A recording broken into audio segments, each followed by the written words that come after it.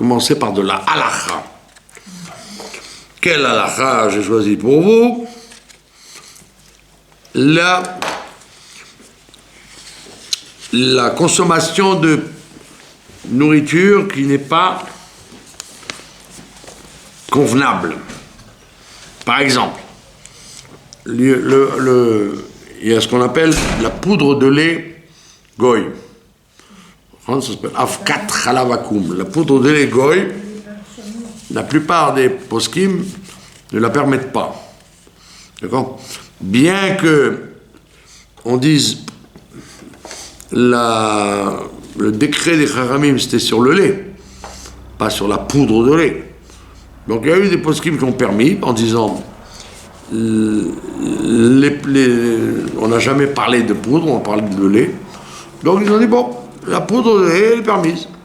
Et pendant des années et des années, les yeshivot et les religieux prenaient des fromages avec de la poudre de lait pas juif, les goy.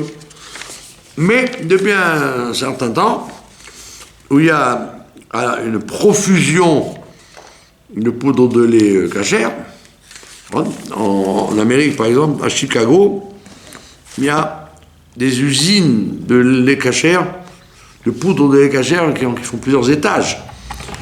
Et ils livrent au Badat, à Ravlando, à la Rabbanout. D'Amérique en Israël? D'Amérique. Comme Chicago, c'est le plus grand abattoir du monde. Donc, comme ils ne sont pas bêtes, ils ont dit on ne va pas faire que de la viande, on va faire du lait aussi. Donc, ils ont fait du lait. Et les Juifs se sont branchés là-dessus. Ils ont dit mais tiens. Donc, la plupart de la poudre de lait, elle peut être cachère maintenant. C'est pas impraticable. Donc, la question se pose, si vous avez par exemple un enfant qui ne supporte pas le lait ou la poudre de lait de cachère, il ne supporte que la poudre de lait pas cachère. Avkat Khalav Nochi. Déjà on voit qu'à l'époque, jusqu'à ce qu'interviennent certains pharmaciens juifs, français d'ailleurs, qui ont dit on peut faire venir de la poudre de lait cachère, mais jusqu'à ce moment-là, la plupart tous les enfants prenaient de la poudre de lait pas cachère, Materna et compagnie quoi. À l'époque, c'était comme ça. Après, il y a eu une révolution et maintenant il y a tout ce qu'on veut en poudre de lait cachère. Mais maintenant, qu'est-ce qui se passe-t-il si l'enfant il veut rien entendre? On a beau lui donner du lait cachère, il ne supporte pas. Alors, qu'est-ce que dit là? Il y a un principe qui dit qu'un enfant, il ne faut jamais lui donner une interdiction dans la main. Par exemple, vous avez un bonbon qui n'est pas cachère. Il y a de la graisse animale dedans. D'accord? Il n'est pas cachère, on sait qu'il n'y a pas de surveillance et de vérifier que il y a du suif dedans, il y a de la graisse. Ou alors il y a des huiles non cachères. Vous n'avez pas le droit de donner à l'enfant, sous prétexte que c'est un enfant, un bonbon comme ça. D'où le problème dans les bar mitzvah et les mariages où les gens ils jettent des bonbons sur le marié ou il y a des communautés qui ne sont pas religieuses. Alors, ils lancent n'importe quel bonbon, parce qu'ils achètent n'importe où, n'importe quoi. Et donc, les enfants, ils ramassent. Ils courent après les bonbons, ils les ramassent. Si vous ne pouvez pas faire la guerre pour empêcher les enfants de courir après les bonbons, vous n'avez pas d'interdiction parce que ce n'est pas vous qui leur avez donné dans la main. C'est lui qui a pris par terre.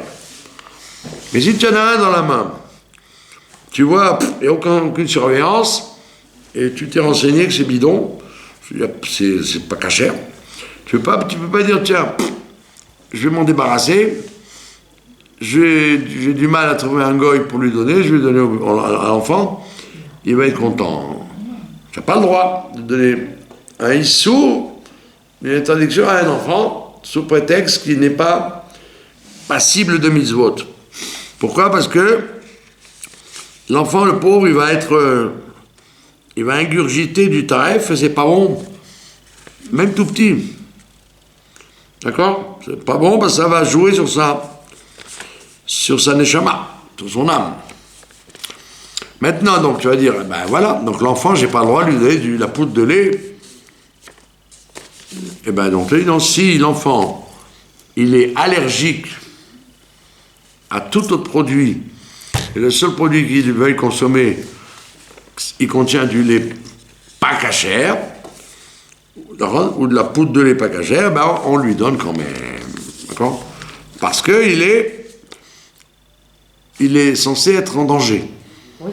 S'il ne supporte pas autre chose, bien évidemment. D'accord? Ou alors, voilà, un cas de force majeure, vous avez une femme, elle s'est trompée, elle a acheté du poudre Materna sans surveillance. Elle s'est trompée dans un grand super, ne parlons pas des Jérusalem ou des endroits où il y a beaucoup de religieux. Un endroit, ils ne font pas attention, ils se sont trompés. Et elle s'est trompée, elle a acheté ça. Et c'est 2h du matin. Et c'est 2h du matin. Et c'est où il va hurler toute la nuit. Alors, elle a le devoir de lui donner. D'accord? Donc c'est un problème très classique. Et il faut savoir gérer ça. Il ne faut pas dire, tant pis, il va hurler, mais je ne lui donnerai pas de poudre de lait pas cachère. D'accord? Voilà, ça c'est le cas des enfants. Maintenant, parlons même des adultes qui prennent des comprimés. Il y a des gens qui prennent des vitamines ou alors des médicaments homéopathiques. D'accord? Ils sont obligés. D'accord? Alors, on te dit, toute vitamine ou tout produit homéopathique qui n'a pas de goût, il n'a pas de goût, un comprimé, non? Il n'a pas de goût, vous l'avalez. Il n'est pas à sucer, il n'est pas en sirop et il n'est pas consommable. Donc vous l'avalez seulement. Donc si c'est des produits qu'on avale, eh ben c'est pas grave, on peut les consommer. Parce qu'il n'y a pas de profit de la glotte, du kher. Pas de profit. Il n'y a pas de goût, c'est pas bon. Maintenant, si ça a un bon goût, comme un sirop ou comme un truc qu'on suce, d'accord? Là, il faut une surveillance. D'accord. Surveillance rabbinique, d'accord? À moins que Dieu préserve qu'il y ait une obligation médicale et qu'il n'y ait rien d'autre à la place. Maintenant, dans le monde entier, de plus en plus, il y a des industries qui fabriquent des bonbons et des comprimés avec surveillance rabbinique. Alors, quelquefois, il y a des gens qui sont makpid, qui font attention, ils veulent que ce soit badats, qui veulent que ce soit hercher, sérieux. Et, en règle générale, si ça n'a aucun goût, etc., on dit même s'il n'y a pas de surveillance ou surveillance nulle, c'est bon aussi. À partir du moment où ça n'a pas de goût. D'accord? Pareil pour les produits homéopathiques. D'accord? Et les compléments alimentaires aussi. Voilà, c'est dans les compléments alimentaires. C'est de ça qu'on parle aussi. On parle de choses qui sont... S'il y a une prescription médicale, c'est évident qu'on permet tout. Mais si il n'y a pas de prescription médicale, à partir du moment où ça n'a pas de goût, on permet. Voilà. Pas de questions. Et pareil pour les vitamines. Vous avez des pays ou des endroits où il n'y a pas de vitamines cachères. Alors, si ça n'a pas de goût et que ça s'avale, eh ben, on n'est pas regardant. Et malheureusement, vous avez des fois des différences du double quand c'est cachère. Ouais, bon, d'accord, des fois c'est honteux. Le même produit, s'il n'a pas de surveillance, il coûte 50 shekels, Et s'il en a une, il coûte 100 shekels. Et c'est le cas. C'est dégoûtant. Et c'est parce que le lait a été suivi. Pardon? Le lait a été contrôlé. Non, sans lait, on parle pas de lait, on parle de vitamines, de vitamines. Non, non, on a C'est changé. le cas du collagène. Voilà. Parce que le collagène n'a pas de goût. Et le pas surveillé de bœuf ou marin, il coûte dans les 50 ou 80 shekels. Et quand vous l'achetez, voilà. Surveillé, c'est Vous le 120, voulez badate, 150 voilà. shekels. Parce que c'est pas d'un cacheur quand c'est pas surveillé, non? Parce que c'est du bœuf. Non, je te vois, comme ça n'a pas de goût. Bien que c'est ça le chidouche. C'est que même s'il y a un produit taref dedans, Ah, parce qu'on peut l'avaler même si c'est pas. voilà, à partir du moment où le goût est annulé et il est entouré par beaucoup de produits qui vont avec. Vous savez, si vous avez du cochon dedans ou du bœuf, On peut le manger. On peut l'avaler. c'est en vérité 10% qui sont noyés dans 90% de D'autres ingrédients. quelque chose qui se rajoute, qui enlève le goût, et de surcroît, ça n'a pas de goût par nature. Quand vous l'avalez, Ça a pas de- vous ne sentez rien du tout. Voilà. Mais comme l'interdiction dans la cacheroute, c'est qu'il y a un goût. Si ça n'a aucun goût, d'accord? Voilà. C'est comme nous. Pas de questions? Voilà. Donc, aussi bien les médicaments homéopathiques que les vitamines ou les compléments alimentaires, par exemple, s'il y a une obligation médicale, donc on ne cherche même pas à savoir, et qu'il n'y a rien d'autre, mais s'il n'y a même pas d'obligation médicale, à partir du moment où on sait que c'est pour avaler, eh ben, on n'est pas regardant. Et même pour un malade qui n'est pas en danger, ça veut dire. Hein. On ne parle pas d'un malade en danger, on parle d'un malade qui n'est pas en danger. Hein. Ou alors simplement quelqu'un qui est faible, qui veut prendre un complément alimentaire. Voilà. Ça, c'est sur la halakha. Maintenant,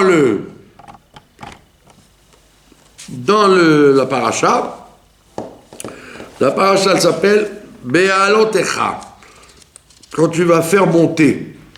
Donc ça parle à l'origine de faire monter les bougies. Faire monter les flammes. Quand Aaron HaKohen devait allumer le candélabre, il a écrit, tu devras faire monter les flammes jusqu'à ce qu'elles montent d'elles-mêmes. Donc il y a un sujet d'élever la flamme. C'est quoi la flamme? C'est l'âme juive. Chacun il a une âme et il est dans des situations dans sa vie où il est plongé dans une épreuve. L'épreuve de la vie. Voilà, l'épreuve de vouloir se marier, ou l'épreuve du gagne-pain, ou l'épreuve de la santé, ou l'épreuve de l'inconnu. Comme aujourd'hui, on vit dans une situation floue. Donc on te dit, à l'autre, il faut élever l'âme. Il faut élever l'âme pour ne pas sombrer dans l'obscurité. Donc la paracha elle-même s'appelle Be'alotecha. Tu vas faire monter la flamme. Et donc tout le paracha, elle a énormément de sujets complètement disparates, puisqu'on parle de l'allumage des flammes. Après, on parle de la nomination des Lévi'im. Et après, on parle du Pessah Sheni. Après, on parle des étapes dans le désert. Après, on parle de la rencontre de Moshe avec son beau-père Yitro pour le convaincre de rentrer en Israël avec eux. Et après, on parle de la faute de Myriam qui a dit du Lachon Hara sur son frère. Donc, vous voyez que c'est hyper varié, hyper disparate. Et tout ça, la nekuda de tout ça, le point central, c'est de dire, dans chaque situation où tu es, élève-toi sors de la, comment on dit, de la caisse, sors de ta petite vision étriquée et élève-toi. Mais à l'autre rang. D'accord? Et ça nous ramène à la fameuse paracha qui parle des trompettes. Dieu a dit à Moshe, fais-toi 2 trompettes en argent, et les trompettes servaient à donner le signal du départ, donc, du démontage du tabernacle et de la marche et de la route. D'accord? Et il y a un verset extrêmement important. Il dit, quand la trompette sonnait, c'était le signe qu'il fallait partir. Parce que la nuée s'élevait au-dessus du camp, et donc on voyait la nuée, et donc Moshe faisait sonner les trompettes pour dire on y va. Et après, quand on devait s'arrêter, la nuée descendait à nouveau, comme horizontale, et on sonnait pour dire on s'arrête. Et la Torah nous dit, sache que, bon, il y a eu 42 étapes, on va le voir avec les 40 ans qui vont rester, mais peu importe, la Torah te dit, il n'y avait aucune règle. Qu'est-ce que ça veut dire? Ça veut dire que tu pouvais rester un jour dans une étape, donc tu démontes tout, tu arranges tout, le lendemain matin, au petit matin, on repart. Et de quoi s'attraper une crise. Et par contre, la Torah te dit, tu sais quoi, ça pouvait être un jour, ça pouvait être un mois, ça pouvait être un an. Et la preuve, c'est que, comme par hasard, il y a une étape qui a duré 19 ans. La moitié du temps, ils sont restés 19 ans. Alors que le reste du temps, ils pouvaient rester 3 jours, une semaine, etc. C'était absolument imprévisible. Mais il y a une fois où ils ont marché 3 jours avant de s'arrêter. Si j'ai bien... Alors ils avaient râlé aussi parce qu'ils avaient vu marcher 3 jours et ils n'étaient jamais contents. Alors maintenant, que dit le verset? Alpi Hashem Isaou, c'est d'après Dieu qu'on marche. Alpi Hashem Yachanu, et d'après Dieu qu'on s'arrête. D'accord? Et ça, c'est un grand enseignement qui est ramené dans le Midrash, et le Moussar, et la Chassidoute, que dans la vie d'un individu, homme ou femme, et même nation, dans les nations, on voit la même chose, il y a un temps où tu avances, et un temps où tu stagnes, où tu attends. Tu attends la suite. Et donc, dans ta vie, tu ne dois pas décider de faire n'importe quoi. Allez, j'avance. Attends, peut-être il ne faut pas avancer, peut-être il faut se poser, comme on dit. Pose-toi, attends. Attends que la situation te clarifie. Quelqu'un, il a un travail. Et ce travail ne marche pas. Des fois, il faut attendre quelques temps et ça va marcher. Ou avec sa femme. Il est en bisbise avec sa femme, et hop, on divorce, allez, je quitte. Attends. Le fait d'attendre, c'est pas un signe de faiblesse et de lâcheté. Des fois, c'est un signe de sagesse, de réflexion. Réfléchissons. Voyons qu'est-ce qu'on peut faire pour arranger les choses sans avancer. Parce que des fois, quand tu avances, tu rentres dans le mur. Tu n'avances pas vers le mieux, tu avances vers la catastrophe. D'accord? Donc c'est pour ça qu'on te dit Alpi Hashem. Il faut que ça marche Alpi Hashem. Donc tu dois demander au Shulchan Aruch, tu dois demander à des amis, tu dois demander à ton Rav, Tu dois avoir un maître qui va t'indiquer qu'est-ce qu'on fait. Et donc, Alpi Hachem Yachanou, et Alpi Hachem Isaou. Même pour avancer, tu dois demander. Et même pour t'arrêter, tu dois demander. D'accord? Quelqu'un, il a une possibilité de s'arrêter de travailler pour étudier, mais sans que ça lui nuise à son gagne-pain, d'accord? Ou à son shalom bayit. Eh bien, il faut qu'il s'interroge. Peut-être que ça vaut le coup d'arrêter de prendre une retraite anticipée. D'accord? Comme les gens qui viennent de France, les Olim Kadashim, des fois ils viennent avec précipitation et après, hop, ils sont recrachés par la terre. Et des fois ils disent, bon, l'heure est venue, c'est pas les Arabes ou le gagne-pain, c'est, je sens que mon avenir n'est plus à cet endroit, il faut que je monte en Israël par exemple. Je change d'endroit. D'accord? Tout ça doit se faire Alpi Hachem, mais pas d'après mon impulsivité naturelle. D'accord? Maintenant, dans toute cette histoire, le rabbi il a écrit des textes, d'accord? Et il nous dit un très beau chidouche, très belle annonce.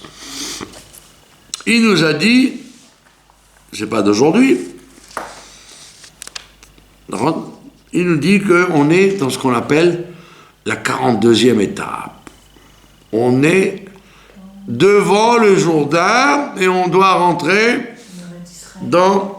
en terre d'Israël, c'est-à-dire pour la Géoula définitive et complète. Le rabbi nous dit ça depuis 1991. Depuis 1991, il nous dit Alpi Hachem, Yachanou Alpi Hachem Isaou, ben sachez, cher peuple juif, que vous êtes arrivés en face du Jourdain et que vous n'avez plus qu'une étape, c'est de rentrer. Vous allez rentrer. Ah, donc tu vas dire, donc à ce moment-là, il y a eu une joie énorme. Les gens ils disaient, waouh, ça y est. D'accord? Et maintenant, ça est bloqué. Comment ça se fait que ce soit bloqué? D'accord? Ça veut dire que la tachana, la dernière tachana, d'accord, elle est en même temps la dernière, mais comme elle est la dernière, elle est en même temps celle qui doit rassembler tout ce qu'on n'a pas réglé dans les 41 étapes précédentes. Comme je dis tout le temps, toutes les générations d'avant, d'accord, ils mettaient les problèmes sous le tapis, comme la bonne espagnole, soulever le tapis, ils mettaient les poussières sous le... Mais dans notre génération, à nous, on te dit, Coco, il n'y a plus à mettre sous le tapis maintenant, il faut nettoyer, il faut régler. Donc on doit régler les problèmes, chacun doit régler les problèmes de toutes les générations qu'il y avait avant lui. Et donc quand on dit on est dans la 42e étape, d'accord, mais faut-il avoir réglé les 41 étapes qu'il y avait avant? Surtout que qui donnait la marche? C'était Yehuda. Non, la tribu de Yehuda, quand il y avait la nuée qui montait, les trompettes sonnaient, alors le camp commençait, on démontait le tabernacle et Yehuda marchait en avant. Yehuda, il dirige, ok, il te donne les indications, les prescriptions, qu'est-ce qu'on doit faire. Et derrière, au fond, il y avait la tribu de Dan. Et Dan, qu'est-ce qu'il faisait? Il ramassait tous les objets perdus par les enfants, par les traînards. Parce que quand tu déménages, quand tu es chargé, en règle générale, tu oublies 2 ou 3 choses dans l'escalier et 2 ou 3 choses sur le trottoir. D'accord? Et donc venait Dan, la tribu de Dan, et il ramassait tous les objets oubliés. Et donc nous, on est la tribu de Dan en même temps. On est la tribu de Yehuda, parce qu'on dirige la Géoula, et en même temps, on dit aux gens, hé, ça il faut régler, ça il faut régler, ça il faut régler. Donc chaque individu, donc c'est pour ça que c'est très long, chaque individu doit régler les problèmes de tous ses ancêtres et dans la vie qu'il a maintenant, tout ce qui fait de tendu. Alpi Hachem, Saou, Alpi Hachem, ben oui, tu as avancé, bravo. Tu as avancé, mais tu as oublié des choses sur la route. Il y a beaucoup de choses que tu as oubliées sur la route. Et donc c'est pour ça qu'effectivement, quand le rabbi a annoncé ça, on est devant le Jourdain, donc les gens ils étaient contents, mais ce qu'ils ont oublié de comprendre, c'est que tu ne peux pas rentrer en Eretz Israël si tu n'as pas mis de l'ordre dans tes affaires. Et c'est pourquoi c'est pour ça on traîne. On croit qu'on traîne, on ne traîne pas en fait. On ne traîne pas. On règle les problèmes. D'accord ? C'est pas pour rien que aujourd'hui, la dernière épreuve du Ham Israël, c'est de se battre contre Amalek, détruire Amalek, et on voit bien que ça patauge, et ça patauge, et ça patauge, et repataugeade,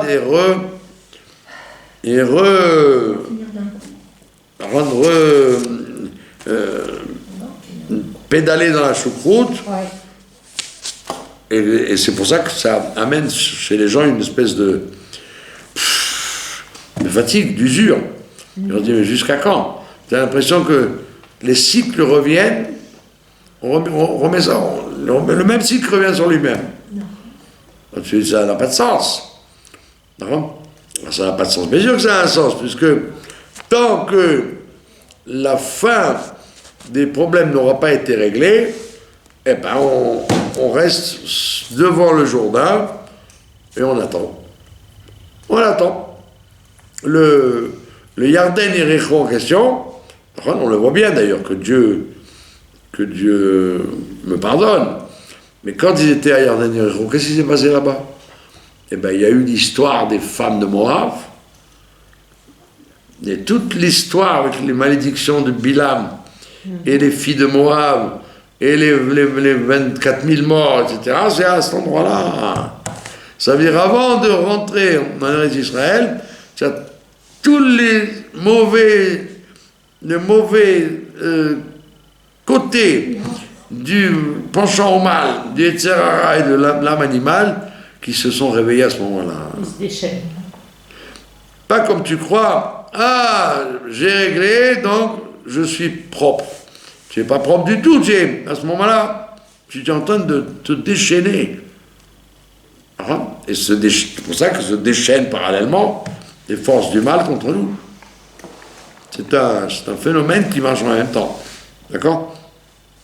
Et c'est très bien, parce qu'en fait, quand tu mets sous le tapis, tu as l'impression que c'est propre, mais c'est dégoûtant. Toute la saleté, elle est sous le tapis. Alors que quand tu dépoussières, ça soulève de la poussière, ça soulève... Mais c'est maintenant que tu fais un vrai nettoyage. D'accord? Et c'est pour ça,